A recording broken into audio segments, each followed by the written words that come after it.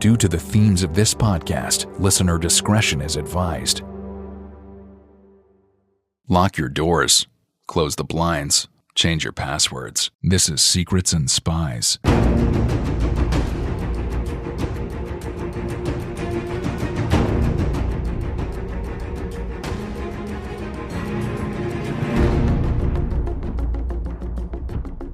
Secrets and Spies is a podcast that dives into the world of espionage, terrorism, geopolitics, and intrigue. This podcast is produced and hosted by Chris Carr. On today's podcast, I'm joined by German investigative journalist Florian Flade, and we take a look at Russia's shadow war against NATO and EU countries, and it involves sabotage, assassination plots, and drone sightings. It's a very interesting episode, and I hope you enjoy it. Thank you for watching, and thank you for listening. Take care. The opinions expressed by guests on Secrets and Spies do not necessarily represent those of the producers and sponsors of this podcast.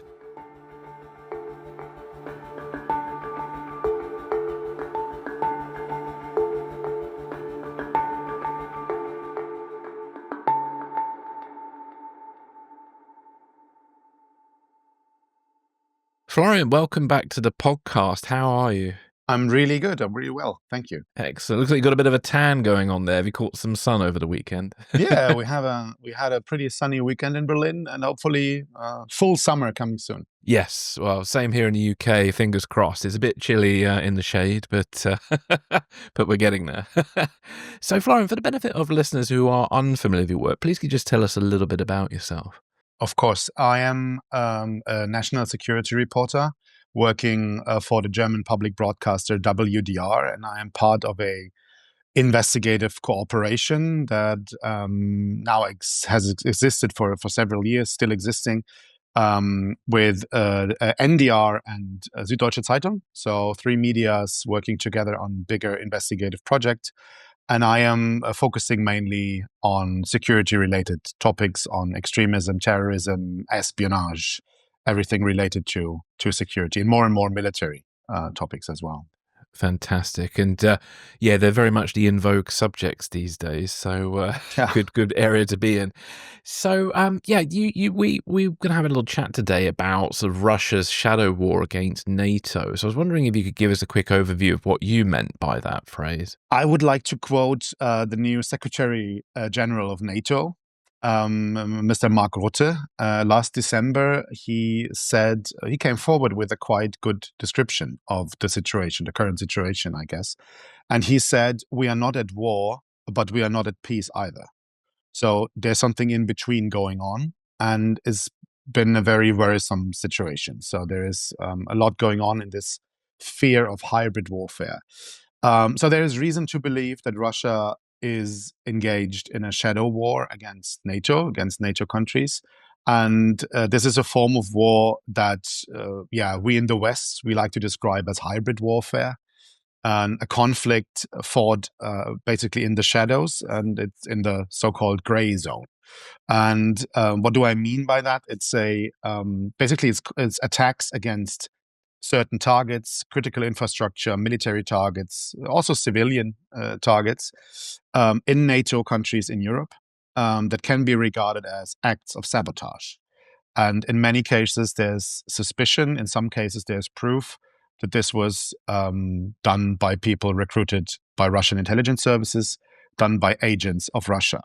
And yeah, since the start of Russia's war against Ukraine in February 2022, there have been numerous such attacks. There have been arson attacks in Poland, in the Baltic states, in the UK, in Germany, in the Scandinavian countries. There have been a lot of drone sightings over sensitive areas, military bases, and other critical infrastructure. Increasing number of incidents in the Baltic Sea involving vessels and tankers that severed undersea cables and also pipelines. And yeah, there have been several sabotage suspects that have been arrested all over Europe. Some of them put on trial, some of them already sentenced to prison terms. And yeah, during these investigations, criminal cases, a certain, I would say, picture emerges. And that is the picture of Russian intelligence services recruiting people all over Europe to carry out attacks, to conduct false flag operations, trying to cause unrest and anger in society, and also trying to influence elections. Yeah, this is the broader picture of what is happening now. Yeah, yeah. Well, thank you very much for that. So there was sort of you were saying there's sort of an uptick around sort of 2022 of the Ukraine war. So how did you start first investigating a lot of these sort of covert operations that we're going to sort of talk about today, and what sort of drew your attention to them? To be honest, this development in the recent years has been expected by European security services to happen. Yes. So I was told in 2022 already that from sources within German security authorities that they suspect Russia would change its behavior in the sphere of espionage and also maybe sabotage.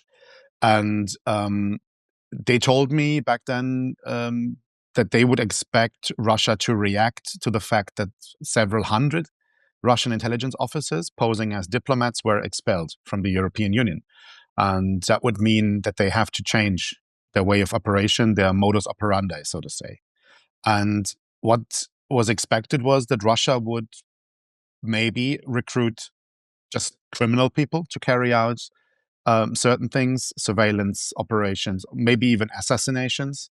Mm. And this is basically what happened. Russia is now recruiting agents, operatives via online chats, mostly Telegram, to carry out actual sabotage. They are getting paid money for surveillance operations and on military and human targets in Europe. So this is basically something that I heard early on, shortly after the war in Ukraine began, that European security services expected this to happen. Yeah. So this use of low-level single-use agents, what kind of people are they? You mentioned sort of criminals a little bit there. And what kind of missions are these individuals being tasked with? Yeah, so these people are basically, most of them are regular civilians. Most of them are Russian-speaking. At least the majority of the cases that have been investigated, we know that these people were recruited online. They were recruited via Telegram. And most of them are men, they are male suspects. And yes, these people are getting recruited for certain operations, some of them just for small tasks, like taking pictures of military facilities, of military bases, of train tracks, of everything related to also the material military support for Ukraine. And they are getting paid money via cryptocurrency. And in some cases, these people are not even chatting with a real human being on the other side of that chat, but chatbots. So it's fascinating to see that they are even using AI now to recruit these people. And so there's basically a network now of these low-level agents. I mean, it's quite an interesting term. The German Foreign Intelligence Service BND, they call them single-use agents. Our domestic intelligence service calls them low-level agents. But what they mean is it's proxies. It's not professional intelligence people, but regular civilians. Some of them are petty criminals, and just in need for money, just looking to do a job. So then they are recruited. And there's also different patterns that you can see in Europe. We heard from the people in Scandinavia that there are criminals from certain gangs are being recruited. Also teenagers, young people. We heard that in Spain they are targeting Spanish-speaking people from Latin America, South America, immigrants, and they are offering a little money, just a few hundred euros, to carry out certain tasks. It's reminiscent of a couple of cases that have happened in the UK, because obviously we've had these Bulgarian spies who were arrested and recently charged with espionage, who are following Christo Grozev from Bellingcat.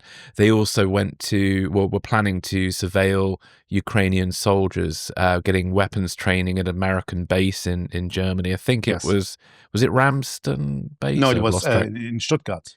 Stuttgart, okay. That's it. Yeah, and they were planning to kind of find out what phones they were using so they could trace them back to Ukraine, which was quite clever and dangerous in some ways.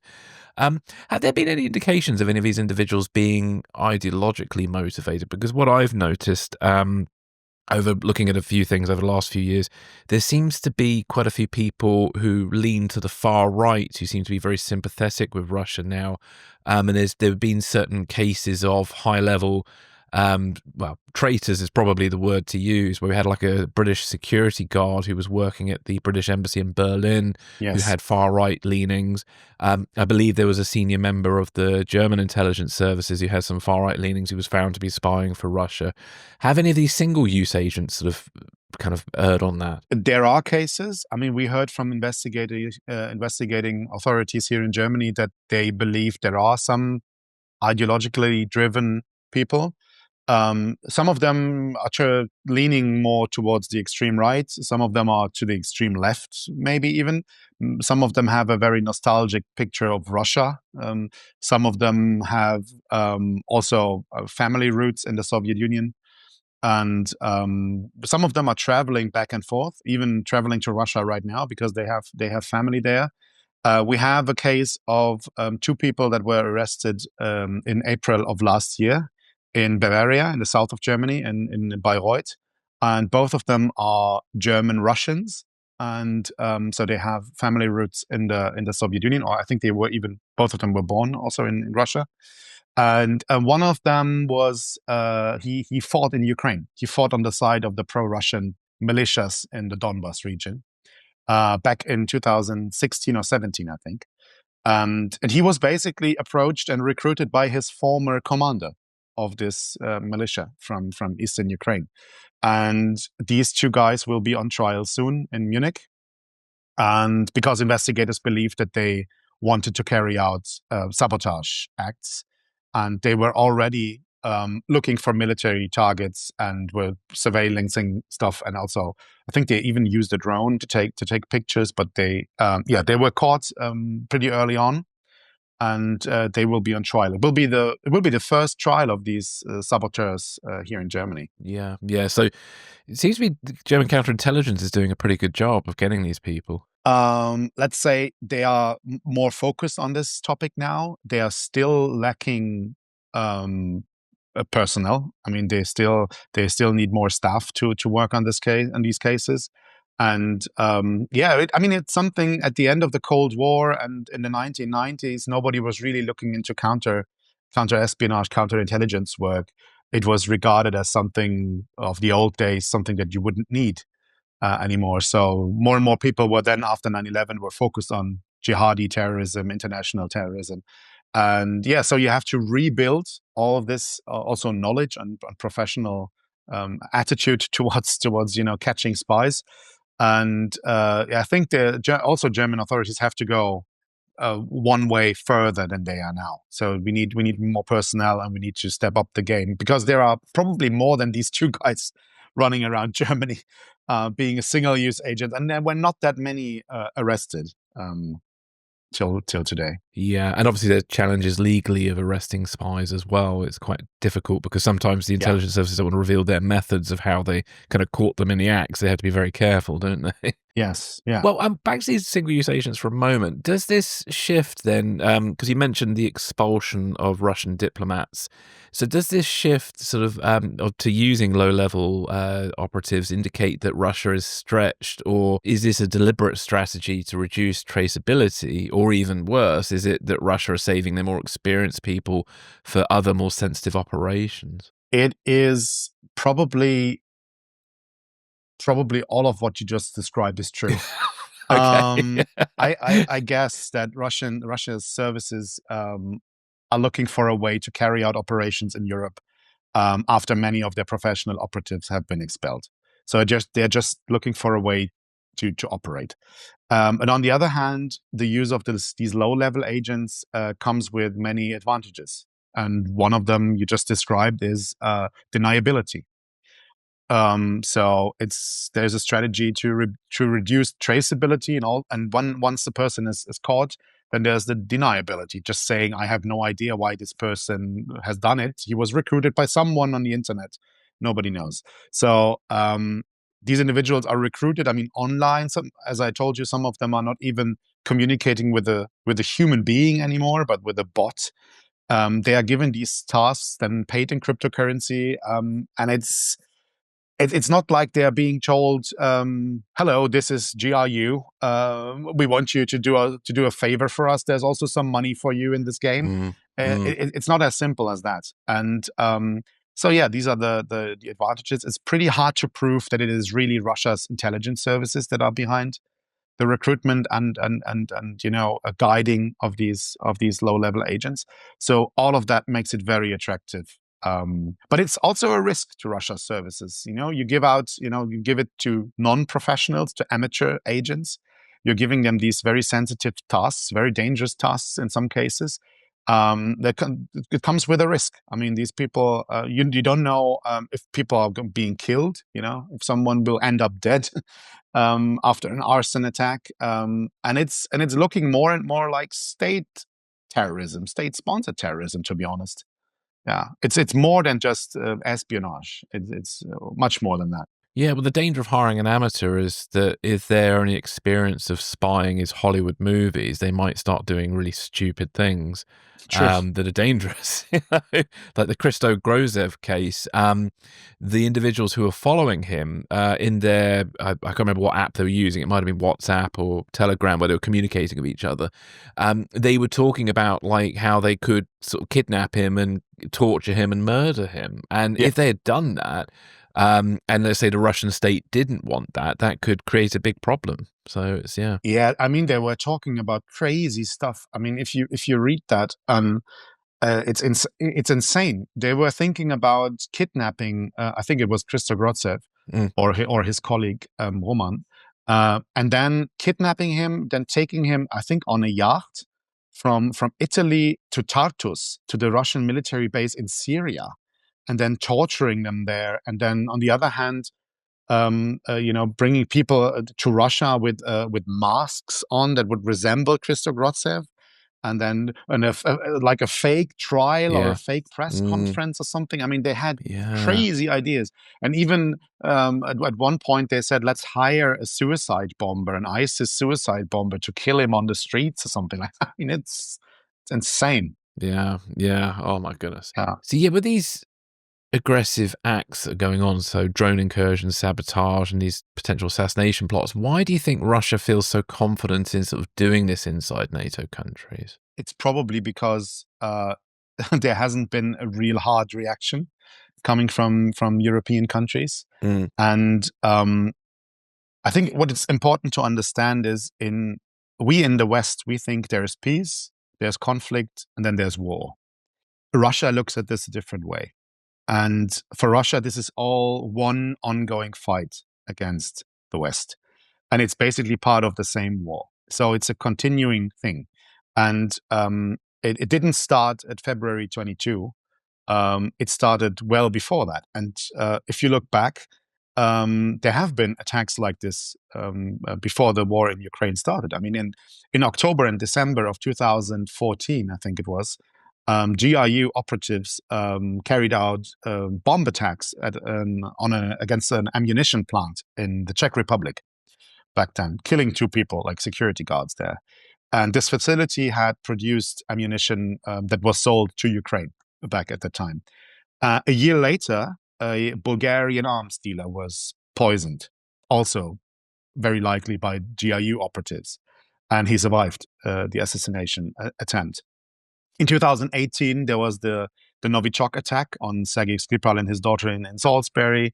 Then you had in August, I think it was 2019, the killing of a Chechen a former Chechen commander in a park in Berlin in broad daylight by a FSB trained assassin who was last year exchanged during the huge prisoner exchange with Evan Gershkovich from Wall Street Journal. So there have been lethal attacks. There have been, quite some serious operations going on done by Russian services in Europe. And there hasn't been, a really hard reaction by European security services. And I mean, the Russian president, he has obviously given authority to his intelligence services to carry out high-risk operations. And because the Kremlin sees itself engaged in this, almost historical battle against the West, such campaigns as sabotage and others, And this is state terrorism in some of these cases. This is obviously seen as a legitimate way to attack NATO countries. And the response hasn't been that strong, to be honest. And on the other hand, the Russian services have adapted to the new situation. Yeah. It has echoes a little bit of the way Russia used to use sort of left-wing terrorist groups in the sort of 60s and 70s and 80s in Europe. Yeah, there are many similarities, and there's also, it's most of this stuff that we're talking about. It's old KGB playbook, and it's what is fascinating to see is that now things are getting carried out that in the Cold War had just been, just some plans, theoretical ideas of what can be done. And they are now being carried out. I mean, this is in a way, it's more dangerous than during the Cold War time. No, indeed. And what kind of response do you think Russia actually expects from Western countries when they carry out these operations? I think the honest answer would be, I guess the Kremlin believes there will be none or only a very limited reaction. And they probably think the Europeans are not interested in getting dragged into this conflict more than they have already been dragged into the Ukraine situation because of the support for Ukraine. So the estimate in Moscow is European NATO, so to say, wants to avoid a military confrontation with Russia. So as a consequence, Russia is testing NATO more and more with these kind of attacks. And they are trying to test if NATO Article 5, Article 5 meaning one member of NATO is attacked, and this is regarded as an attack on the alliance, and then the others have to step in. So Russia is trying to test Article 5. This is what NATO officials have been saying for some time now, that they interpret all of these operations, all of these hybrid attacks as a test for Article 5. So they are testing us with these hybrid attacks, and hybrid attacks that they can deny at any time. And I think one important aspect of this sabotage campaign is also the fact that Russia does learn a lot from this. Also about European reactions, about also our defense mechanisms and how security services operate. And they also, they keep them busy. They keep European security services busy, maybe with the aim at the end that they are professional agents. They're officers that are still around. Probably some of them are being, smuggled back into Europe, that they can carry out more, I don't know, high sophisticated attacks or something else, just to distract European security services. And this is what I heard from several sources in Germany and France and Belgium and other countries, that they said, Russia knows that we are limited when it comes to resources for investigations. And so they're probably stretching this. But there's what I told you about this fact the fact that you learn a lot from these attacks and the European reaction to it. I mean, one example would be, just look at these drone sightings, these drones flying over military bases and industrial sites as well. These drones come in at high speed, some of them also at high altitude. They fly around for a few minutes and then they are gone. And in Germany, the military is not allowed to use force on German territory in peacetime environment without approval from parliament. So it's not like our military can just shoot down any drone that is flying around. They are now trying. The German government is now trying, or is basically changing a law, which would allow the military to support the police in drone defense. But in general, defending against drones, detecting and shooting down drones is a task for police. But German police is not equipped well enough to do this. So you see there is a weakness. And this is something that Russia has probably learned in recent years, that we are basically helpless when it comes to drones, defenseless. And another example would be these undersea cables that were cut in the Baltic Sea by these vessels and tankers, some of them belonging to the so-called shadow fleet, which is used to sell Russian oil all around the world. The damage to these cables is sometimes very limited. But nevertheless, you can learn a lot from these situations. When is the damage detected? What is the first reaction? Let's say by, I don't know, the Finnish Coast Guard or the Swedish Navy. Who is reacting? Who is communicating with what authority? What is going on? What are the skills and weaknesses of European coast guards, navies, when it comes to underwater operations? When can they detect what's happening? So there's a lot to gather here. There's all of these layers of information and intelligence gathering also going on with these attacks. Yeah, definitely. And it helps them build a picture, really, doesn't it? So do you see signs that Russia's confidence might be misplaced? Are cracks starting to show? Not really, I would say. I mean, it's still an ongoing campaign. There's still ongoing recruitment of low-level agents. There might have been a small crack last year, and that has to do with this so-called DHL case or plot, inflammable parcels that were sent from Lithuania to Poland and UK in summer 2024. And maybe we come back to this case a little later, but this was a very serious case, and which could easily have killed people. And we heard from our sources here in Germany that, once the first packages went up in flames, US authorities and also some European authorities decided we need to talk to Russia, to the Russian side about this.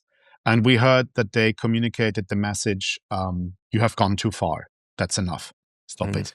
And so, maybe this was something, what you would call this as a slight crack going on in this campaign, but it's still ongoing. Yeah. Thanks for that, Florian. Well, let's take a break and be right back with more.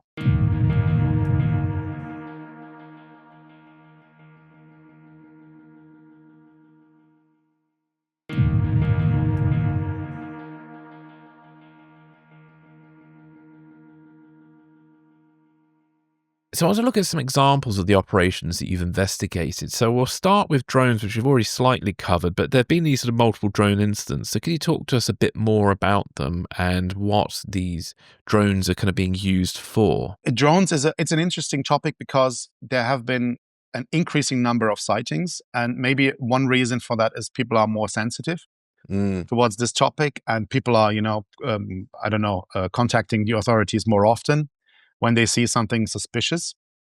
It's similar to what happens after a terrorist attack. People are calling the police because something strange is going on in their neighborhood, and people are more sensitive towards this topic because there have been drone sightings for many years, and I mean, people just buying drones to take some cool pictures, for harmless reasons.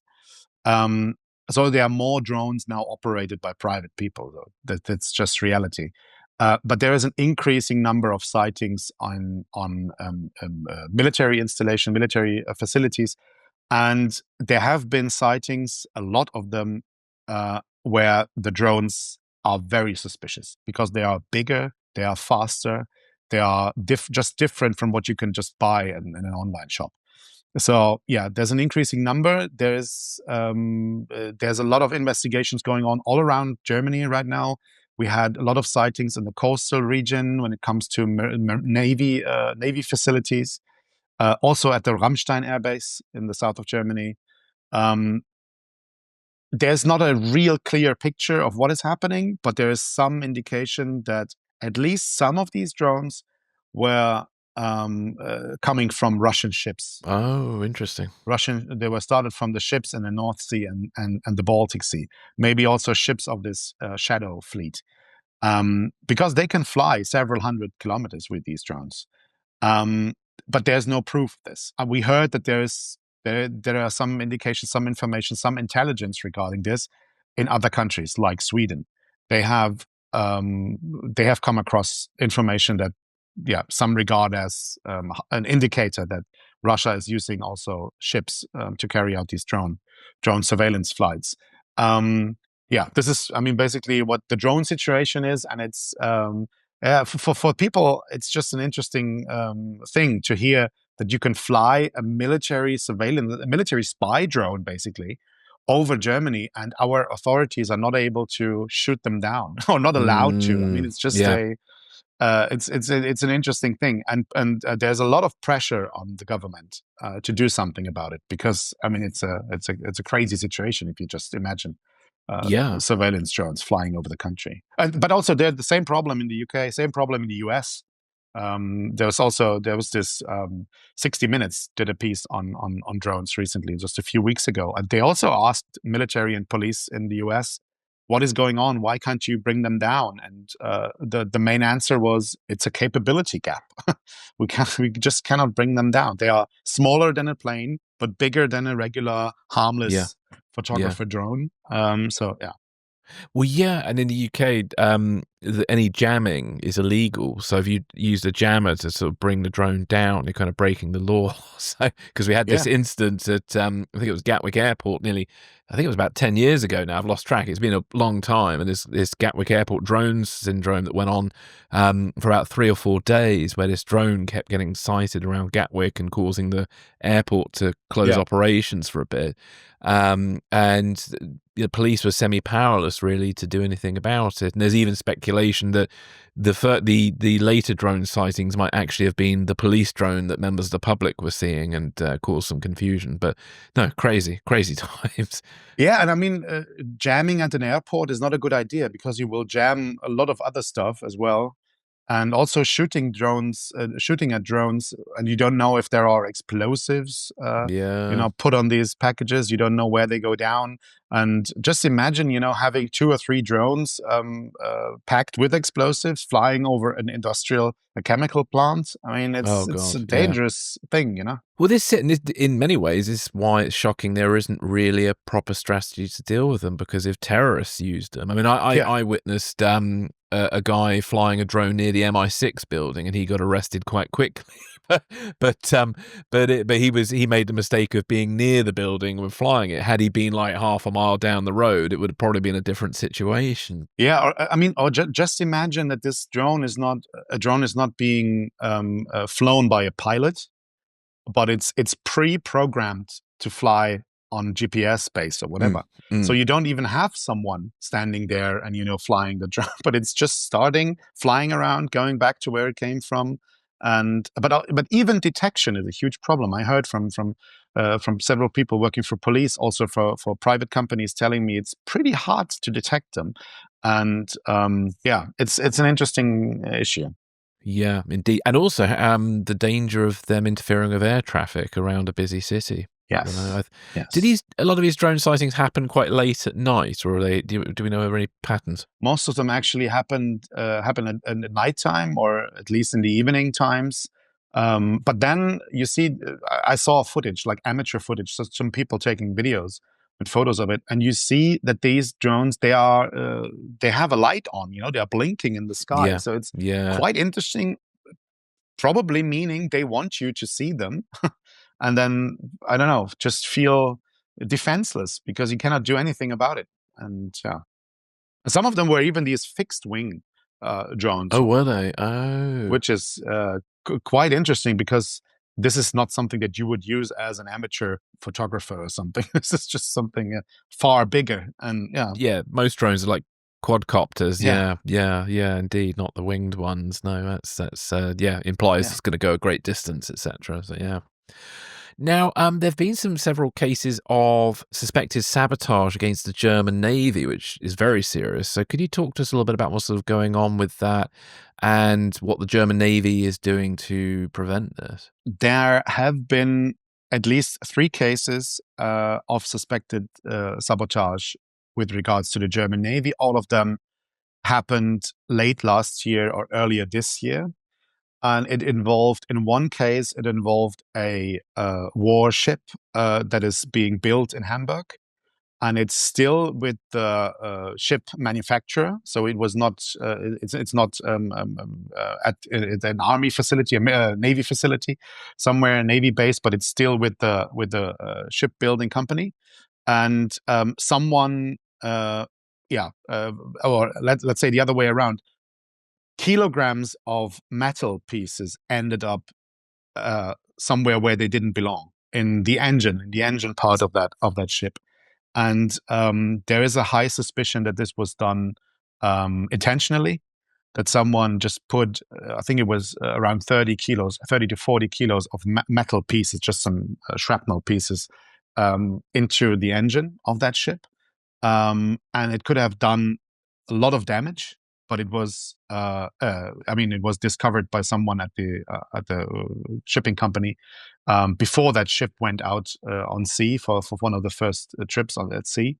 And there's another case where this happened at a Navy facility. Someone just cut cables on a ship, very important cables, like huge ones. Like I think it was even six or eight cables that were cut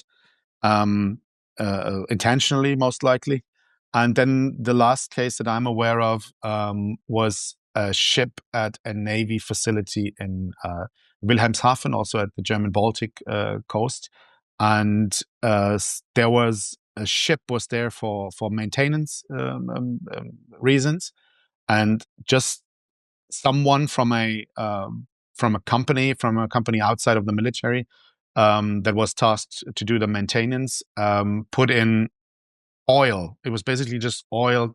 I don't think if it was crude oil or something. It was oil, and they put it into the drinking water system of that ship. And so 3 cases that are now being investigated by police and also by our military intelligence service. They are looking into these cases, very serious ones. Yeah. And also the head of the German Navy said, we're seeing an increasing number targeting the Navy. They see an increasing number of people just running around Navy facilities where they don't belong. Just some people there was a Chinese national, and he said he was part of a tourist group, and he just wandered into this Navy facility. Somehow he ended up there taking pictures, and there were also Russians on a ship, a fishing vessel. Just 2 or 3 guys on a small boat, fishing boat, and they ended up in the harbor right next to German Navy ships. And some of these cases are very suspicious. So yeah, I mean, the head of the German Navy said we are targeted now in this hybrid warfare. Yeah, and do we know at this stage if there are any German Navy personnel working on behalf of Russia involved in these sabotage operations, or is it mainly external people? We don't know if there were some people from the Navy, some members of the German military involved in this. This is all under ongoing investigation. Yeah. But what we know is also from our journalistic investigation that we did into these sabotage acts, we know that there is a lot of money being offered to carry out attacks on high-profile targets, like a Navy ship or a tank or whatever. That there are thousands of euros, tens of thousands of euros being offered for acts of sabotage on such targets. So I mean, there's a lot of money in that game, but maybe there are also some people. They have different reasons. They are just frustrated with their, I don't know, with the army, with the Navy, and doing this attack, which is highly unlikely. I guess you wouldn't do that. I mean, it's destroying or damaging a ship that costs hundreds of millions of euros. It's quite expensive material that was being targeted. I don't know if it's just a frustrated member of the Navy doing it who hates his job, or I don't know. But we know that there's a lot of money being offered for such attacks. Yeah, that's very worrying. And then there have been some sabotage suspects who've been arrested in Bavaria, and they were 2 sort of German Russians. Can you talk to us a little bit about that case? Yeah, that were these 2 guys from Bayreuth. They will be on trial soon in Munich, and it will be the first sabotage trial in Germany. And yeah, they one of these guys, as I told you, was he was in Ukraine. He was fighting in eastern Ukraine for pro-Russian. I think it was some militia in Donetsk somewhere in 2017. And there are pictures of him armed with an assault rifle and uniform, and he was very open about this on social media. And then he came back to Germany, and because if you look into this case, you see it's not a crime, to join these militias in eastern Ukraine. It was not a crime, and it was not regarded as a crime. They were not labeled as terrorist organizations, so he was not prosecuted. He was not, investigated. He was investigated last year, or 2023, when he was approached by his former commander from Eastern Ukraine, a pro-Russian guy, and asking him to carry out operations in Germany. Then he asked one of his friends, someone that he knew from the area, also with Russian background, and they are now they will be put on trial, and they are accused of at least doing some surveillance and preparation for sabotage attacks. So, Florian, let's take a look at the DHL case. Can you talk to us a little bit more about what's known about these explosive devices that have been found within DHL parcels? Yeah, we have looked into this case quite extensively, and in recent weeks, me and my colleagues, we traveled around and we talked to investigators, prosecutors. We talked to also some suspects in this case, which is quite interesting. So yeah, what happened was that in summer last year, someone sent several packages, several parcels via mail, via DHL, to fake addresses and fake identities, so people that do not really exist, and addresses, and they don't match up, to the UK and also to Poland from Lithuania. So these parcels were sent from Vilnius, to most of them to addresses in the UK, and then there was one package that was set on fire by a what was it, a timer set, a bomb. It's not really an explosive, it's more an inflammable device. Yeah, and got you. But one of them just went up in a container, in a mail container thing at the airport in Leipzig, in east of Germany. The other one in Birmingham. Yeah. And then there was also one in Poland, also, going up in flames. And the investigators found out that there were several parcels sent by one person from Lithuania, and they also found parcels that did not explode or, did not go up in flames. So they could analyze the package and the device, and it was basically like a massage pillows that you could use for your neck, and also sex toys. Oh, interesting. Yeah.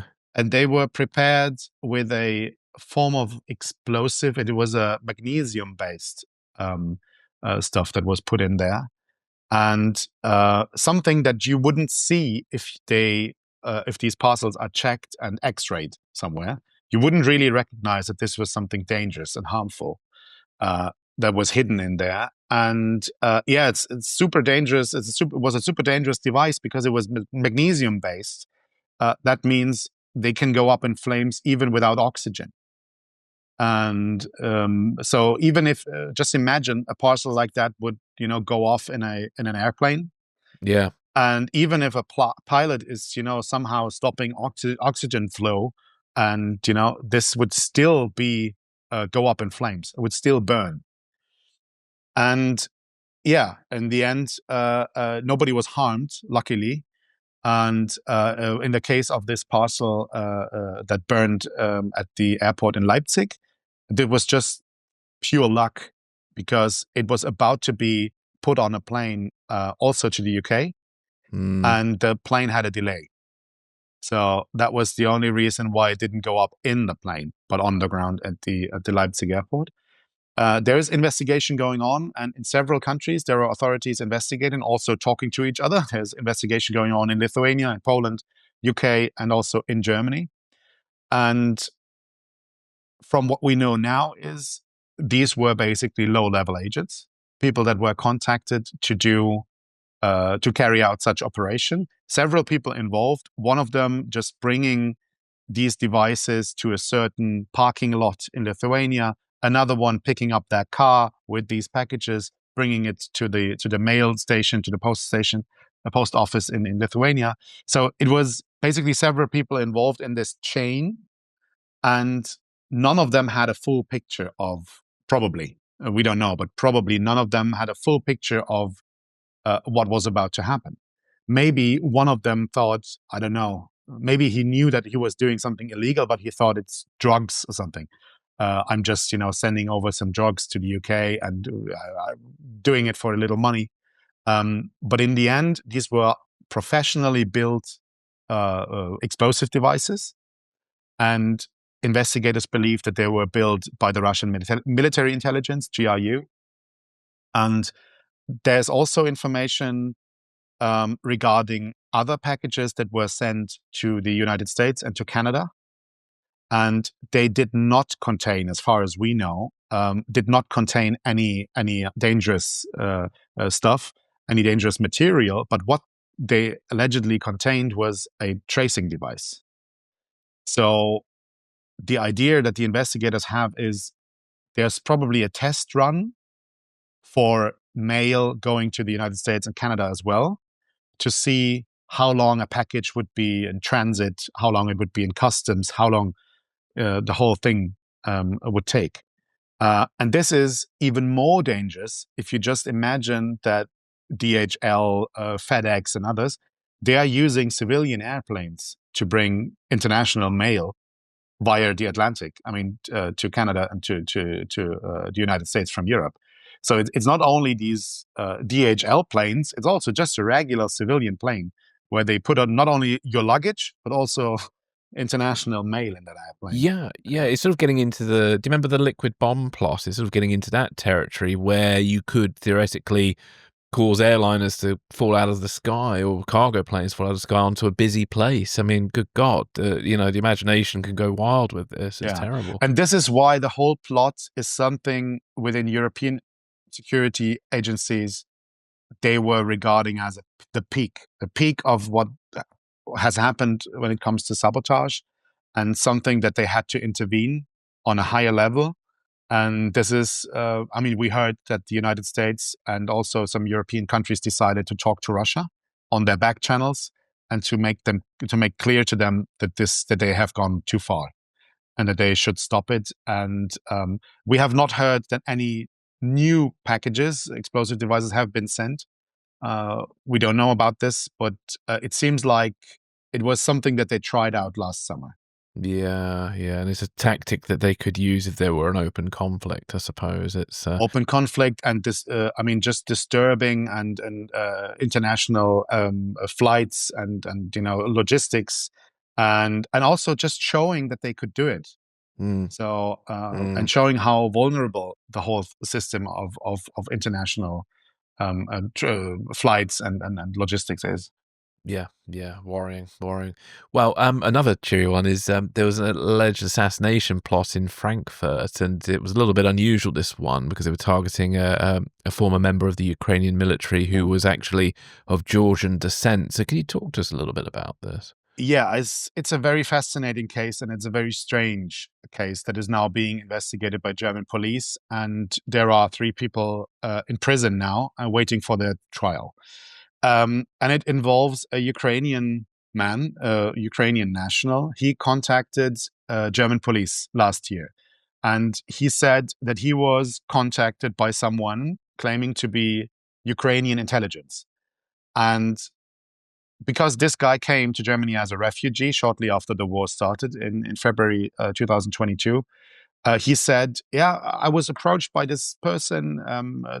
The guy's name is Yaroslav, and he approached me via Signal, this now very famous app. And he asked me to carry out surveillance on Russians in Germany. He asked me for a favor.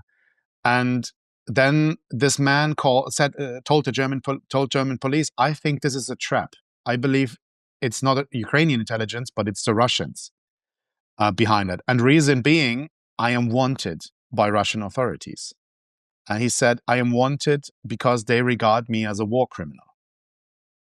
And then the German police was looking into this case, and they believed him.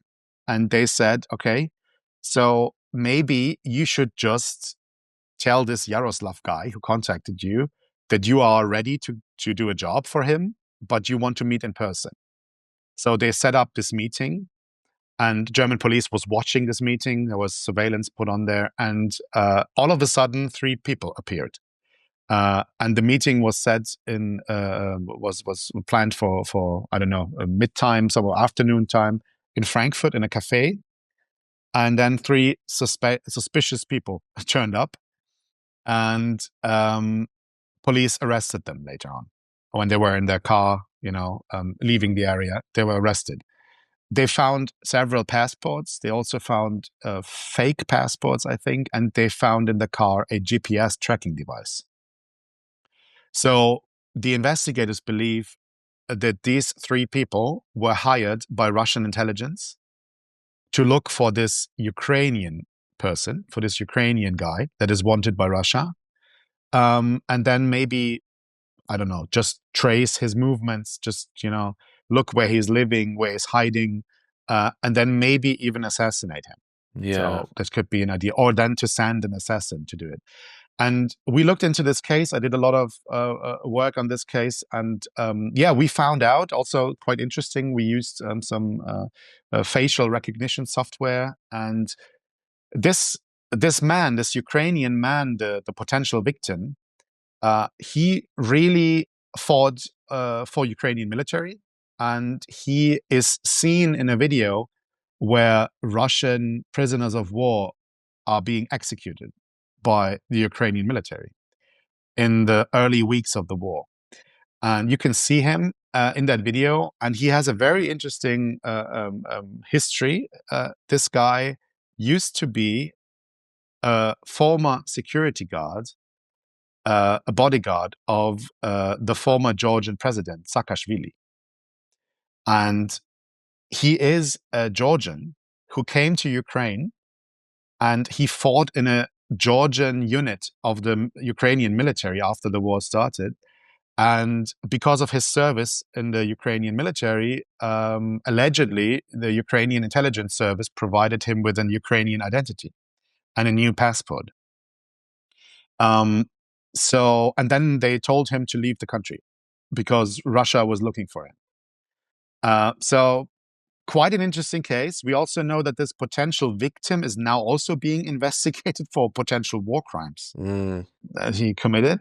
And there are many similarities to this Tiergarten murder case a few years back, where this Chechen guy was assassinated in Berlin by this FSB operative. So it's quite similar. I was told by investigators that they really regard this as a Tiergarten murder part 2, so to say. Yeah. Because it's a similar thing. And it's not on trial yet, the whole case, but it's quite interesting to see that Russia is still going after these people, probably. And they are able to find them, and they are using these low-level agents to monitor and maybe even kill them. It's a bit like with the Havana syndrome situation. Some of the early targets of that were connected to a joint US-Ukrainian operation where allegedly some Russian soldiers were killed. And it does sound like, obviously, Russia are doing what they can to target people who are connected to deaths of Russian personnel that they can find. Yeah, I've spoken to people telling me from the intelligence side. They said, yeah, I mean, it's Russia regards these people as legitimate targets, and they are hunting them down. They're on their most wanted lists. They are regarded as terrorists or whatever, enemies of the state. And they say, yeah, I mean, they say the United States, they are using drones to hunt them down. We are using other means to hunt terrorists down. But the big difference is the United States, they are doing it mostly in war zones or conflict areas, and Russia is doing it in Europe, in the streets of Europe. Yeah. No, it's worrying. Well, let's take a break and be right back with more.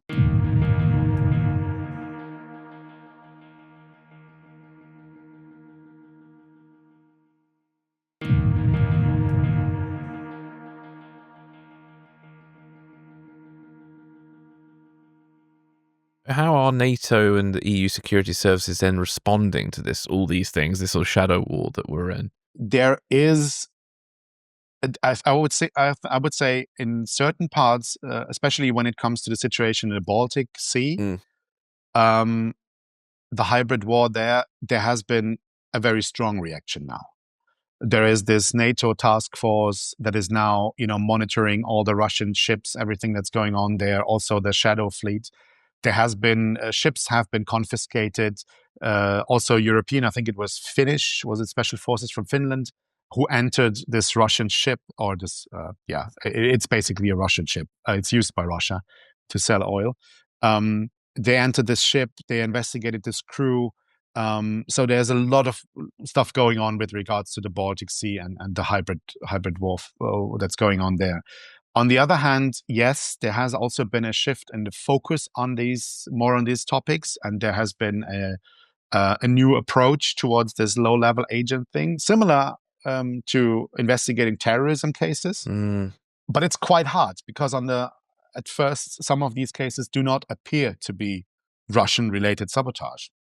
Some of them are just false flag. We had incidents where people thought it was, people manipulating cars, and people would think these were climate change activists, people that were just, and also they left some messages behind claiming to be supporters of the Green Party or whatever. And it turned out it was just some people that were hired by Russian intelligence, just some low-level agents steering up anger in society and, trying to influence elections and stuff. So it's not that easy to investigate this, but there has been a stronger response now. It is more openly, NATO is talking about this. I mean, we had an interview with a NATO official for our documentary. We have a documentary also coming up later this month on espionage and sabotage in Europe. And they're openly saying, we are engaged in this war now. There is a hybrid war fought against us. And there are lots of attacks, and it's increasing, and it will also, continue even after there will be a ceasefire in Ukraine. Probably this will go on because Russia has decided that this conflict has to go on with the West. And so there has been some response, some stronger than others. Yeah. You mentioned earlier, obviously, about the drones, but are there any other specific weaknesses that Russia's exploiting that we're still not addressing properly? I would say that there is a lot going on in the sphere of disinformation, malign influence operations, interference in elections, also in the cyber area. When it comes to cyber, it's quite interesting to see there is cybercrime, there are these ransomware groups, but there is strong indication that some of these criminal gangs are now working in favor of Russia and the Kremlin, and they are carrying out operations, maybe even hand in hand, cooperating with Russian intelligence, because they are targeting certain Western targets, critical infrastructure. And yeah, there is a weakness because from the European law enforcement side, you always need some kind of a label that you can put on a criminal. You're just a regular criminal or a cyber criminal or whatever. But there is something in between, and there's a mixture of it now happening.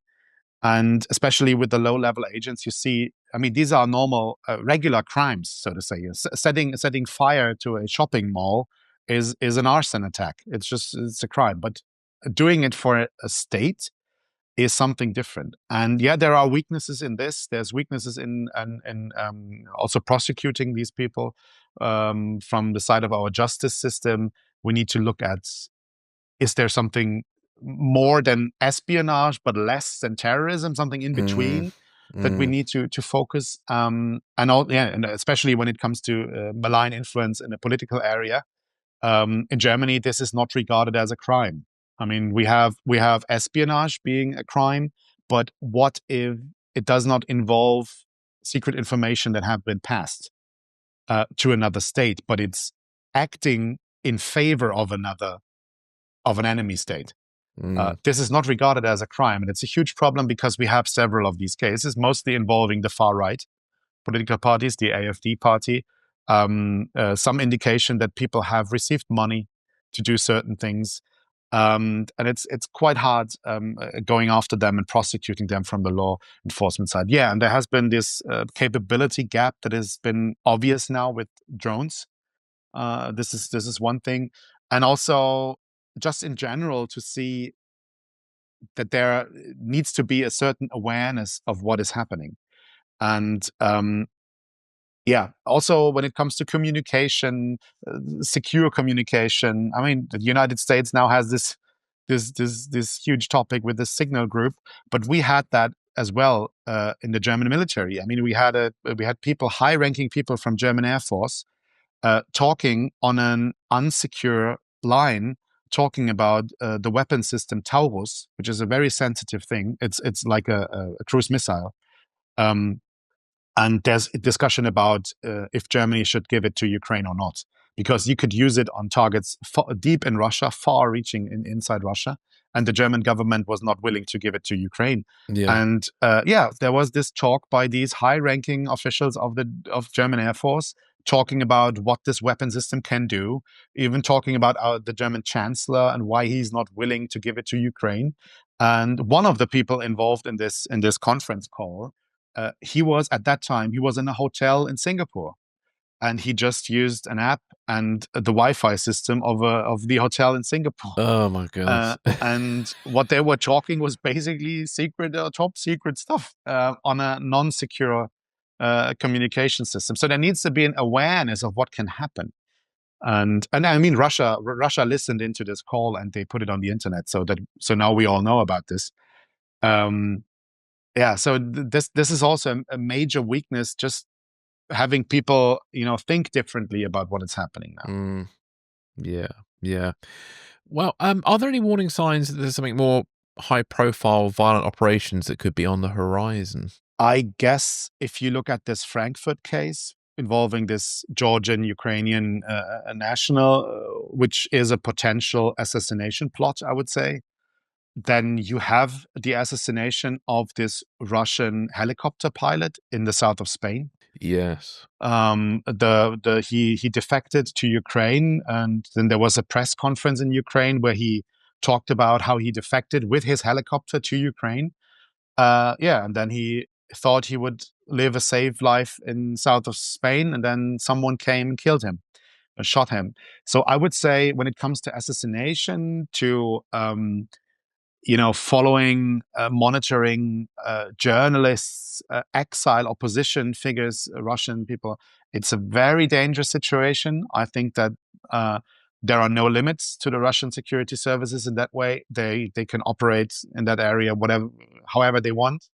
And I would say also this DHL, the inflammable parcel plot, shows that Russia is willing to escalate in the hybrid warfare. This is probably the best description of it. They are willing to escalate within what we would call this hybrid zone.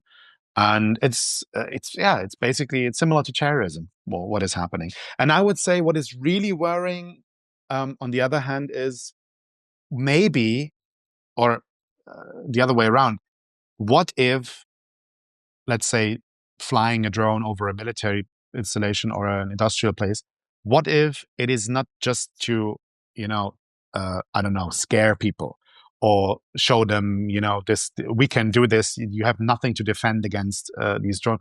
What if they are using it to gather information for the next step, which would be military escalation, confrontation? What if Russia is using it for something that people in the military call shaping the battlefield?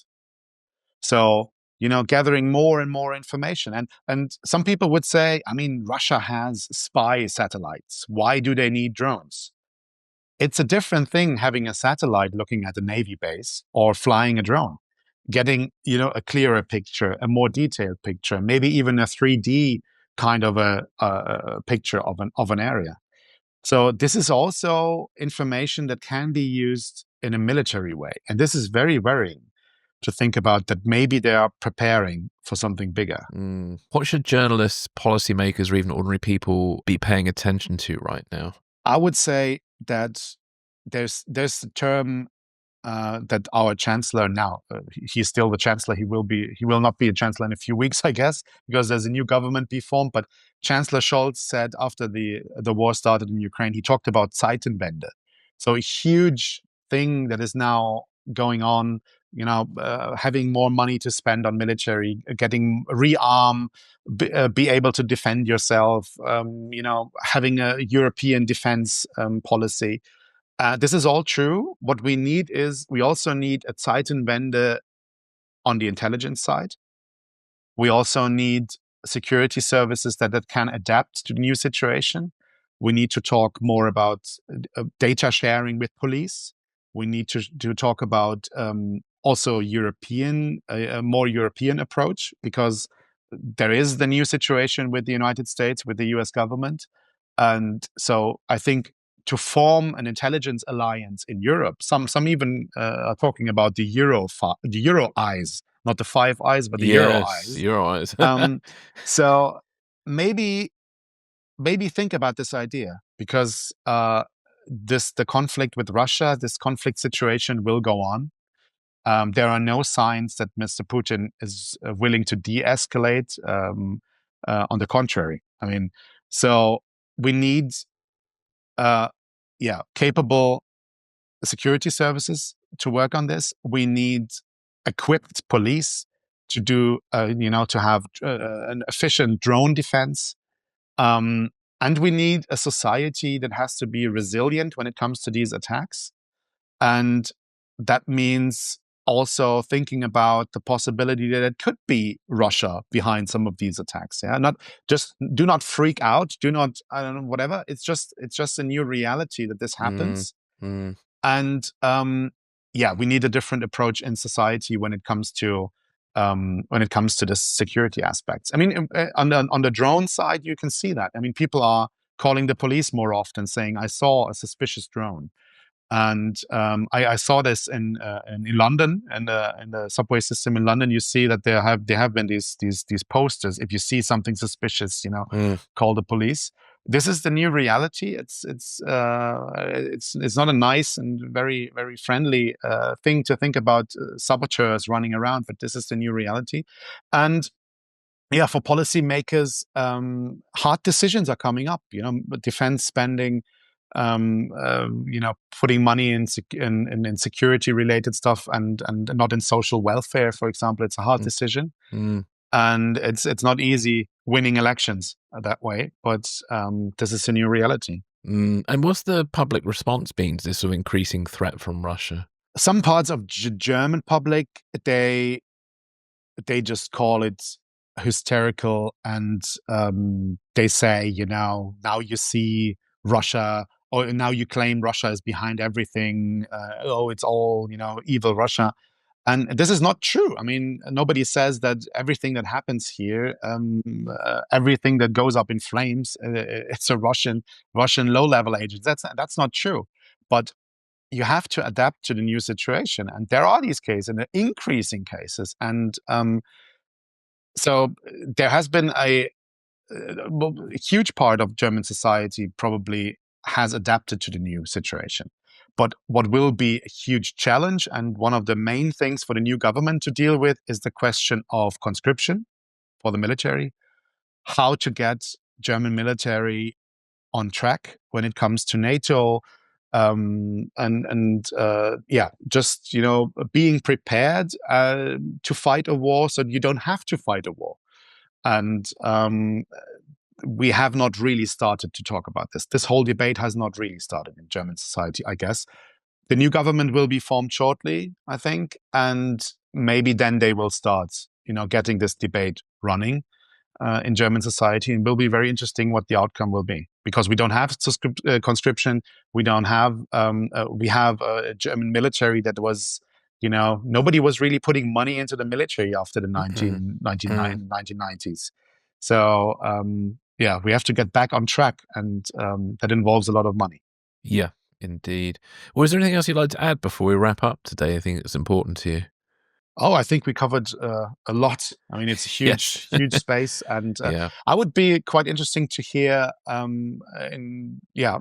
the situation is in other countries. Because I know that in Scandinavia, also UK, especially the Baltic states and Poland, they are highly aware that this stuff is going on, and would be interesting to see if there are other countries in the near future that also will deal with such activities and campaigns, and what their response to the whole thing will be.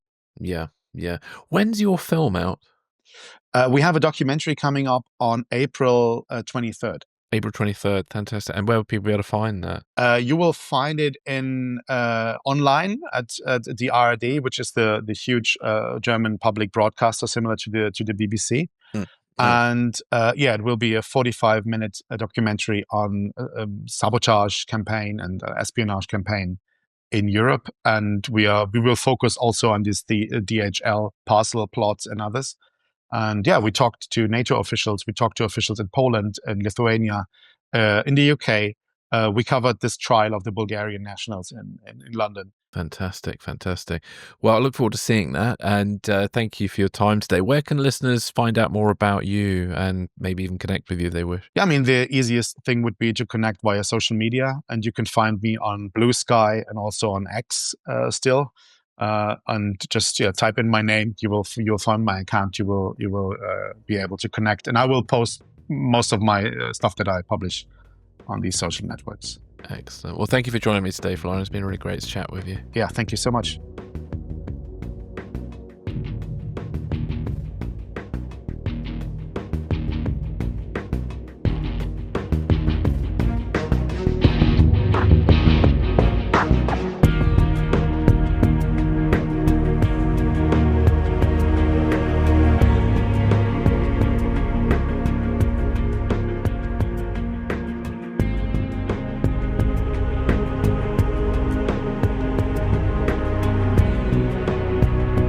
Thanks for listening. This is Secrets and Spies.